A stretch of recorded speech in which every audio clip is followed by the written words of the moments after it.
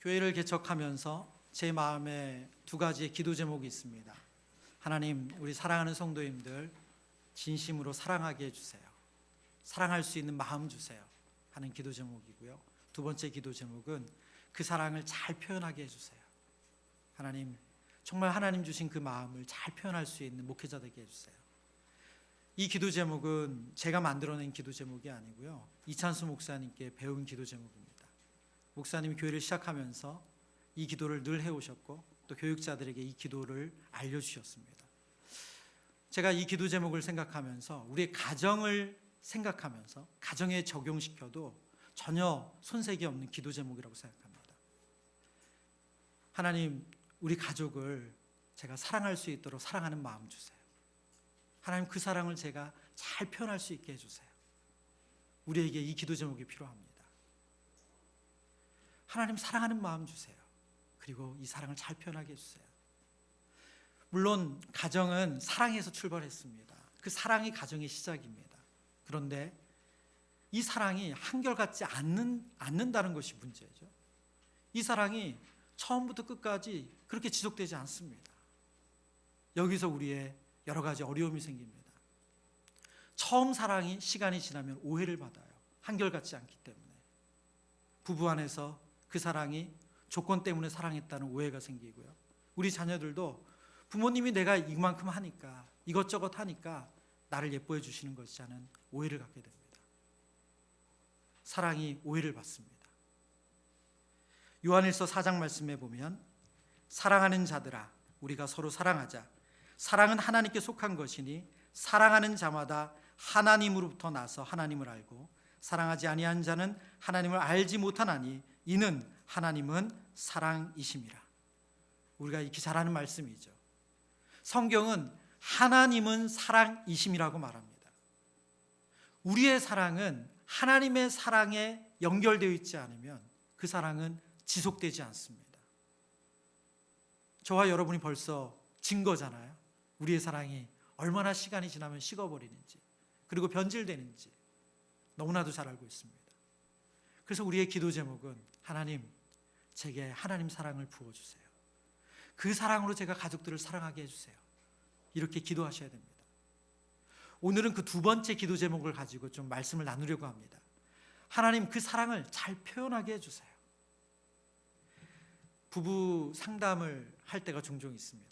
그러면 그 가정들 안에 정말 이 사랑이 식어서 이 사랑하는 마음이 다 사랑 없어져서 바닥이 나서 갈등이 생기는 경우는 거의 없습니다.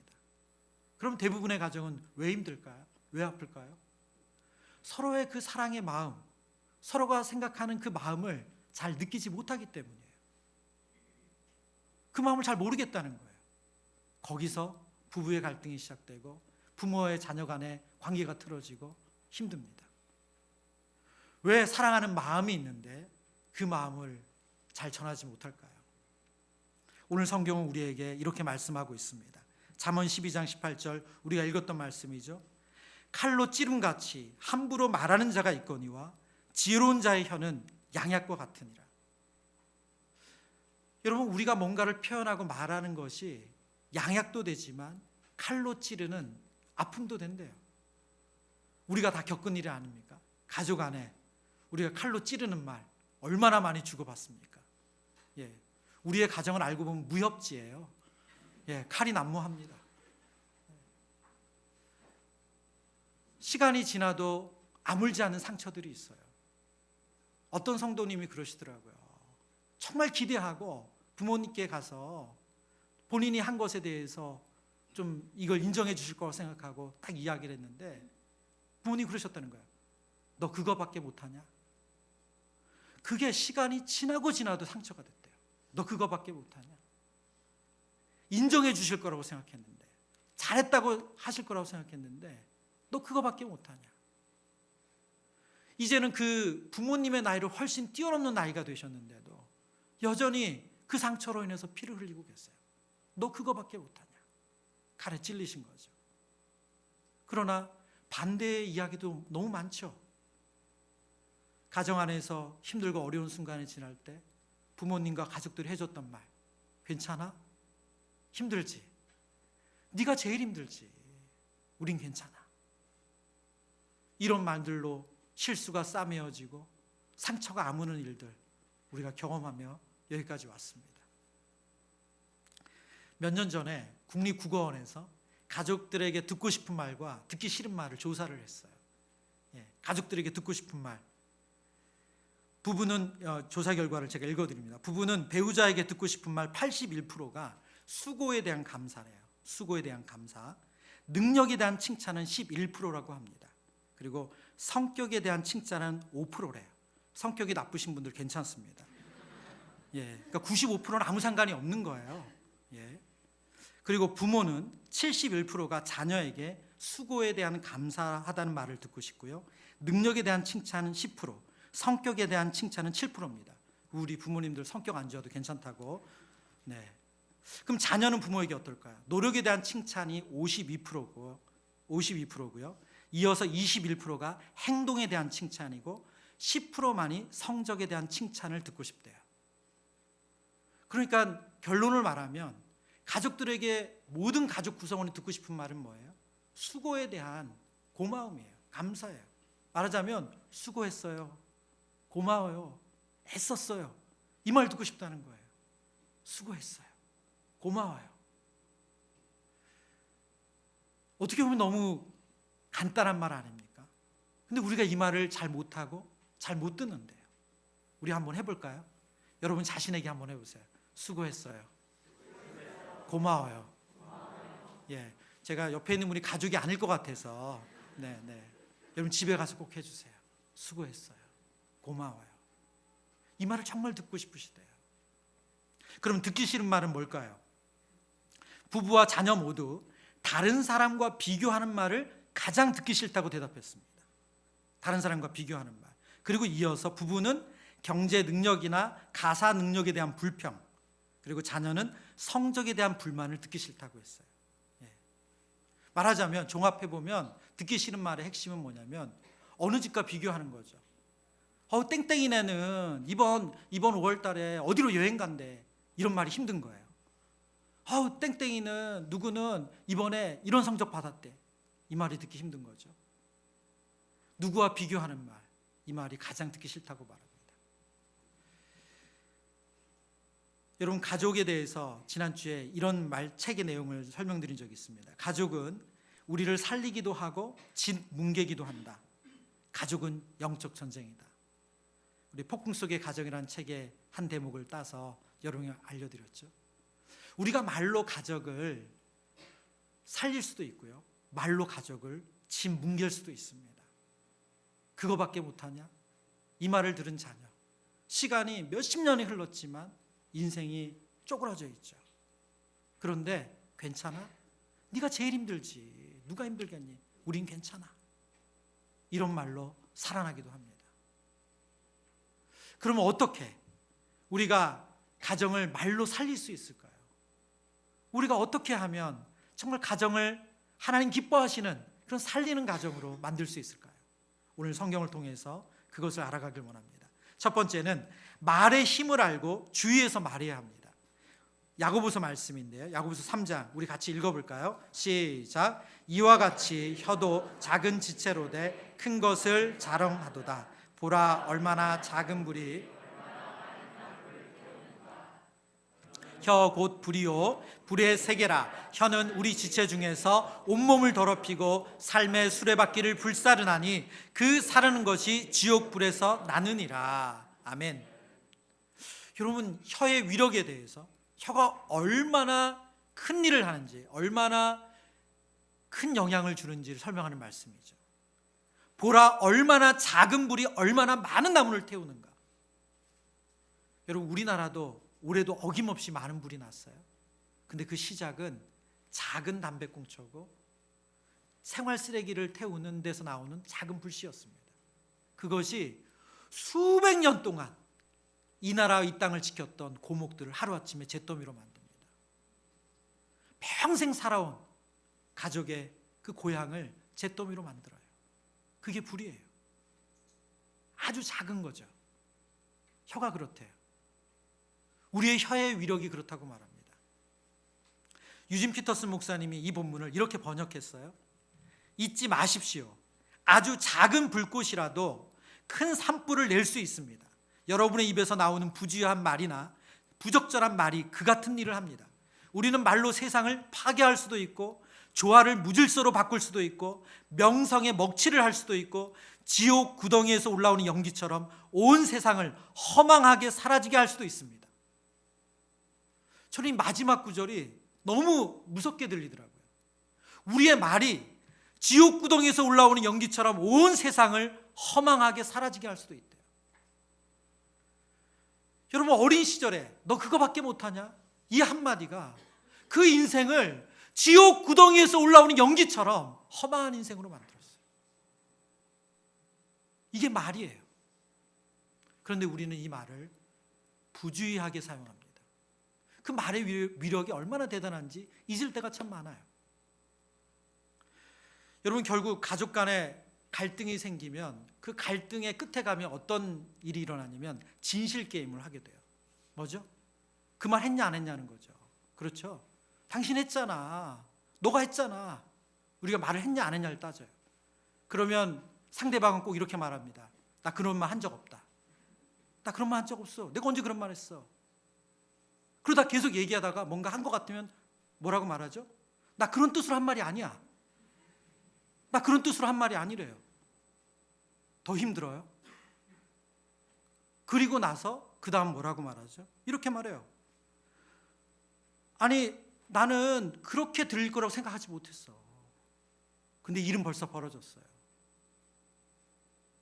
그런 뜻으로 했든 안 했든, 그런 의미로 했든 안 했든,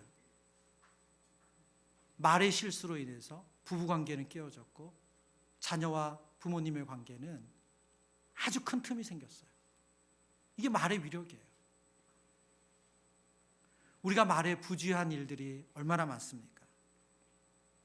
아마 가정의 달을 보내시면서 가족들과 더 많은 시간을 보내시고 이런저런 계획들도 세우셨을 거예요. 식사 약속 혹은 여행 계획, 이런 일들 많이들 하시잖아요. 아마 지나온 그런 가정 이런 시간들을 보시면 정말 열심히 계획한 여행인데, 정말 좋은 시간으로 생각한 저녁 식사인데, 이 부주의한 말 한마디 때문에 그 시간 망쳐버린 시간들, 망쳐버린 날들 여러 번 있으실 거예요. 저는 제가 처음으로 했던 여행에서 아주 제주도 여행에서 잊지를 못합니다. 신혼여행 때 제주도를 못 가봤기 때문에 마음의 소원이 제주도였어요. 그래, 제주도 주상절리 잊을 수가 없어요. 저는 그 아름다운 광경 속에서 지옥을 경험했어요. 아, 여기가 지옥일 수도 있구나. 여러분, 부주의한 말 한마디, 그 갈등이 우리의 모든 것을 망쳐버리죠. 그럼 어떻게 해야 됩니까? 말의 위력을 알고 주의해야 돼요. 산불 예방 포스터에 이런 내용이 있더라고요. 재밌어서 제가 적어봤습니다. 실수로 태운 산, 그 실수도 처벌 대상입니다. 가꾸는데 30년, 사라지는데 3초. 실수로 태운 산, 그 실수도 처벌 대상이래요. 제가 말을 이렇게 바꿔봤어요. 말 실수로 태운 가정, 그 실수도 처벌 대상입니다. 가꾸는데 30년, 사라지는데 3초. 신뢰를 쌓는 데는 시간이 많이 걸려요. 그런데 부주의한 말 한마디로 그 관계를 깨트리는 건 한순간입니다. 말의 위력을 알고 우리가 말을 주의해서 해야 돼요. 두 번째, 가정을 살리는 약이 되는 말은 마음에 좋은 것을 쌓아야 한다는 것입니다. 누가복음 6장 말씀 같이 읽어보죠. 선한 사람은 마음에 쌓은 선에서 선을 내고 악한 자는 그 쌓은 악에서 악을 내나니 이는 마음에 가득한 것을 입으로 말함이니라. 예수님께서 제자들에게 하신 말씀이에요. 선한 사람은 마음에 쌓은 선에서 선을 내고 악한 자는 그 쌓은 악에서 악을 낸대요. 마음에 가득한 것을 입으로 내뱉는다고 말씀하세요. 무슨 말이에요? 우리의 말이라는 것은 그냥 생겨난 것이 아니라 결국 속에 무엇을 담아 놓았느냐 하는 것이 결정한다는 거예요. 악한 마음, 부정적인 마음을 쌓아두면 부정적인 말이 나온대요. 좋은 것을 쌓아두면 좋은 말이 나온대요. 분당 우리 교회 사역하면서 끊임없이 귀에 닳도록 들었던 이야기가 있어요. 참지 말고 이야기해라. 참지 말고 이야기해라. 이 말씀을 너무너무 자주 하셔가지고 정말 새기고 있습니다. 그리고 그 뒤에 꼭 이 말씀을 하셨어요. 끝까지 참는 인간 못 봤다. 왜 참지 말고 이야기하라고요? 어디선가 이야기한다는 거예요. 어디선가. 마음에 쌓아두면 그건 어디선가 터뜨린다는 거예요. 그거를 앞에서 얘기해야지 뒤에서 얘기하지 않아야 될 때서 얘기하면 그거는 해결이 안 된다는 거예요. 여러분, 마음에 쌓아두시는 것, 그것이 입으로 나오죠. 그럼 우리의 부정적인 마음, 우리 힘든 마음이 쌓으면 어떻게 될까요? 잘 소화를 하셔야 돼요. 예. 어떤 분들은 그런 얘기를 하세요. 본인은 잘 참는데요. 그분들이 제일 위험해요. 왜요? 한 방에 터뜨리는 거죠. 사소한 건데 그냥 아침에 밥 먹다가 불편한 거 얘기하시면 되잖아요. 왜 그걸 일주일을 참다가 하루 한 방에 터뜨리냐고요. 그게 더 힘들죠. 그럼 어떻게 해야 될까요? 여러분, 만약 가족들이 들을 준비가 안 되어 있다면 그 이야기를 어떻게 하시면 돼요? 하나님께 이야기하셔야 돼요. 마음에 쌓아두는 것이 아니라 하나님께 토로하셔야 돼요. 가족들이 만약 들을 준비가 안 되셨으면 그걸 가지고 수예배 나오시고 금요기도 나오세요. 개인의 기도 자료 나오세요. 그리고 쏟아 놓으세요. 그걸 쌓아두지 마세요. 여러분, 우리가 자녀들에게 섭섭하고 그리고 자녀들에게 하고 싶은 말들 쌓아뒀다가 아무 일도 아닌데 터뜨릴 때 참 많아요. 왜요? 그 얘기 하고 싶었거든요. 정말 별일 아닌데 툭 나와요. 그리고 그것이 갈등이 되죠. 마음에 가득한 것을 입으로 말합니다. 여기에서 이전에 유행했던 통장을 하나 좀 얘기해드리고 싶어요. 어떤 통장이냐? 감정 통장입니다. 감정 통장 들어보셨어요? 이 얘기 들어보신 분들이 있을 텐데, 가정경영연구소 김학중 소장님이 감정 계좌에 대해서 이렇게 설명합니다. 감정 계좌 혹은 감정 통장이라고 해요. 부부간의 좋은 감정 혹은 경험들을 서로 많이 쌓아두라는 말이죠. 사실 누구나 결혼 생활하면서 서로 달라서 예기치 못한 문제에 직면하면서 갈등은 불가피하죠.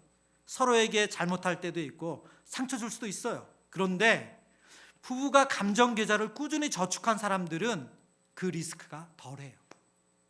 무슨 말이죠?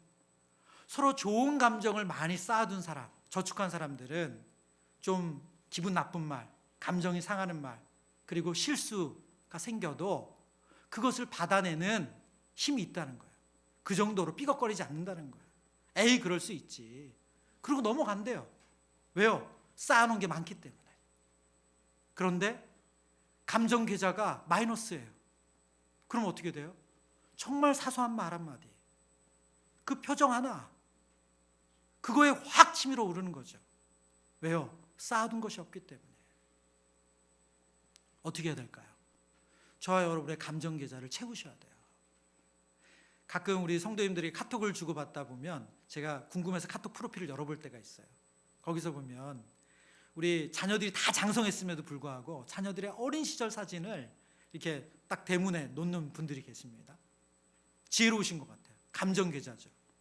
예, 좀 자녀가 서운하게 해도, 이렇게 어버이날에 전화 한 통 없어도, 그리고 어디 여행 가자는 말 안 해도, 그래도 그 자녀가 어렸을 때, 그때 그 4살, 5살 그 어린 시절에 부모에게 줄 수 있는 기쁨을 다 준 거예요. 감정 계좌예요.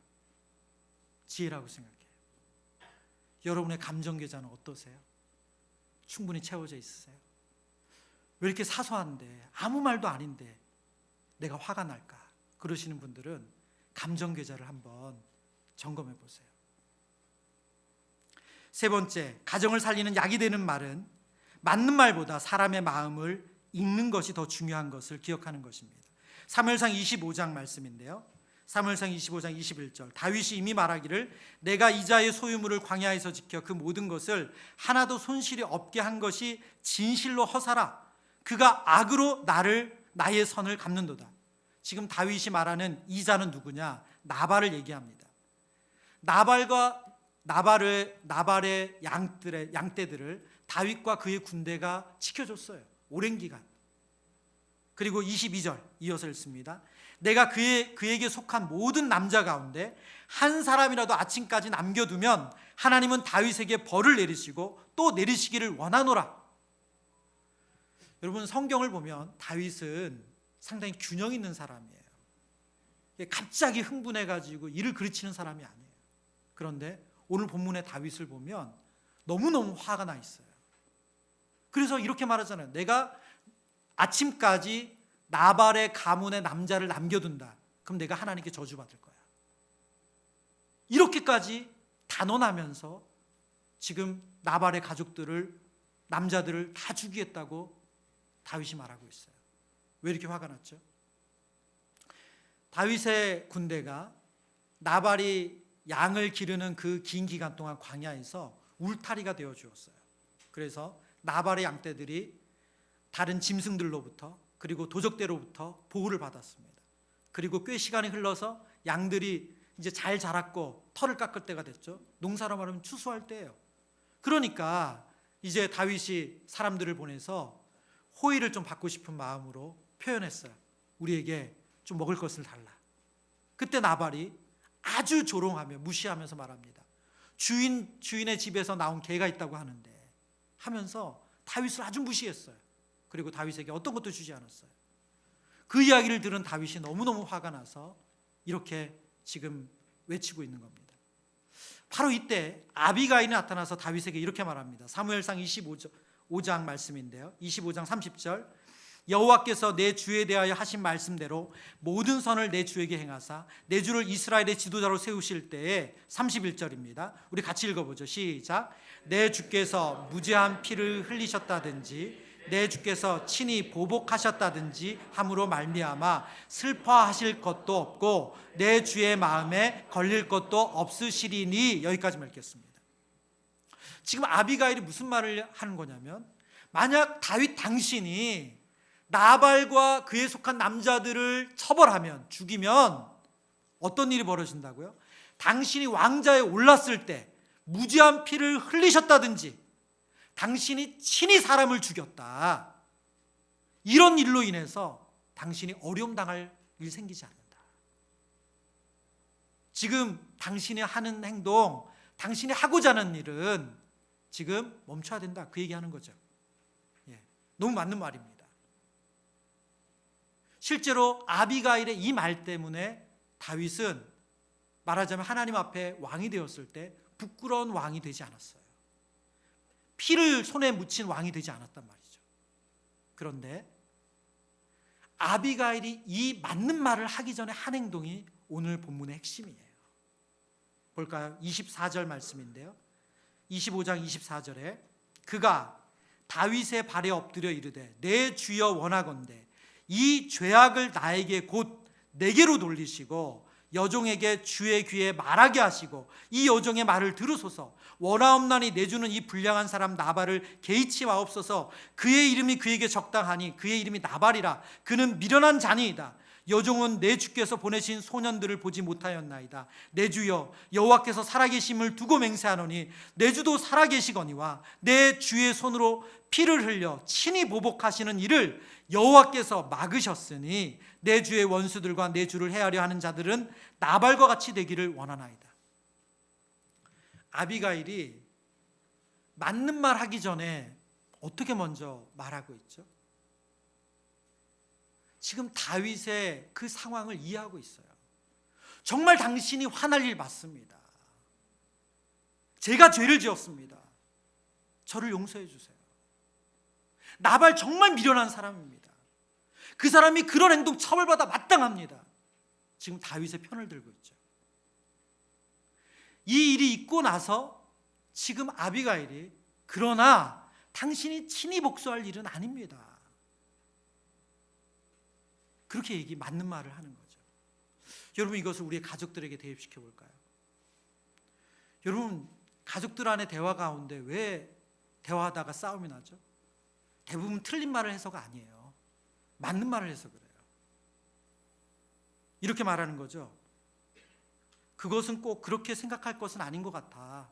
다시 한번 잘 생각해봐. 마음을 진정하고 잘 생각해봐. 꼭 그렇게 말하지 않았어도 됐어. 여러분 이렇게 객관적이고 균형 잡힌 말 듣고 싶어서 물어본 게 아니에요. 뭘 원한 거죠? 편들어 주길 원한 거죠. 공감받고 싶어서 이야기한 거예요. 그런데 우리는 그 상황을 이해하고 편들어 주기보다, 그 상대방의 마음을 읽기보다 우린 정답을 얘기하고 싶어요. 아비가일이 화가 난 다윗에게 제일 먼저 내뱉은 말이 본문에 보면 뭐라고 말하죠? 내 주여 원하건대 이 죄악을 나 곧 내게로 돌리시고요. 아비가일이 무슨 죄를 졌어요? 아비가일은 미련한 남편 둔 죄밖에 없어요. 그런데 자신의 죄래요. 제가 잘못했어요. 이 말하고 있어요. 화난 다윗에게. 제가 잘못했어요. 용서해 주세요. 당신이 화날 만한 상황이 맞습니다. 라고 공감하고 있어요. 그런데 우리는 공감보다는 판단이 먼저 돼요. 그렇죠? 아내가 예측 출발을 해서 운전 중에 사고를 냈어요. 그러면 사고 났다는 소식을 듣고 나서 우리의 행동은 어떻게 해야 되죠? 내가 그러니까 예측 출발하지 말랬잖아. 이게 아니고 우리 행동은 뭐 해야 돼요? 안 다쳤어? 괜찮아? 안 다쳤어? 괜찮아? 아유, 사고는 괜찮아. 사고는 보험사가 다 해결할게. 괜찮아. 그럴 수 있지. 누구나 그럴 수 있지. 얼마나 급했으면 그랬어요. 그럴 수 있지. 그게 먼저죠. 그리고 다 나서 맨 나중에 진정이 된 이후에 그때 그분께 드릴 수 있는 말. 그러나 여보, 신호가 바뀌기 전에 나가면 안 돼. 맞는 말은 맨 나중이에요. 근데 우리는 맞는 말을 맨 처음에 해요. 거 봐, 내가 그럴 줄 알았다. 내가 여러분, 맞는 말은 맨 나중이에요. 우리는 공감이 중요하다는 거 너무너무 잘 알아요. 근데 왜 이 공감이 어렵죠? 우리 마음에 판단이 먼저 돼서 그렇죠. 그 말은 뒤집어 말하면 우리는 모든 것의 통제권을 우리가 갖기를 원하고 우리 마음대로 되길 원해요. 내가 주인이라는 뜻이에요. 여러분, 가정에서의 어려움은 뭐냐면 내가 주인인 거예요. 엄마도 아빠도 내 자녀도 내 마음대로 됐으면 좋겠다는 거예요. 그럼 판단하는 마음 때문에 우리는 공감이 안 돼요. 얼마나 힘든지, 아픈지, 억울한지 그 마음이 잘 안 읽혀요. 말씀을 준비하면서 참 부끄럽지만 저도 잘 안 되더라고요. 목사로서 늘 맞는 말만 하는 사람이잖아요. 그러니까 아내가 무슨 말을 하면 말을 다 듣지도 않아요. 여보, 그렇게 말하면 안 되지. 벌써 그 말이 나와요. 아니, 그러니까 그분이 그랬지. 그 말이 나와요. 우리 아이가 무슨 말을 하면 말을 중간에 잘라요. 아빠가 그래서 그렇게 말하지 말랬잖아. 하루는 아이가 정말 울면서 말하더라고요. 아빠 알아, 안다고. 내 편 들어달라고 얘기하는 거야. 그런데 맞는 말이 먼저 나가요. 우리가 판단자죠. 우리가 재판장이에요. 근데 가정에 하나님께서 우리를 재판장으로 세운 적이 없으세요.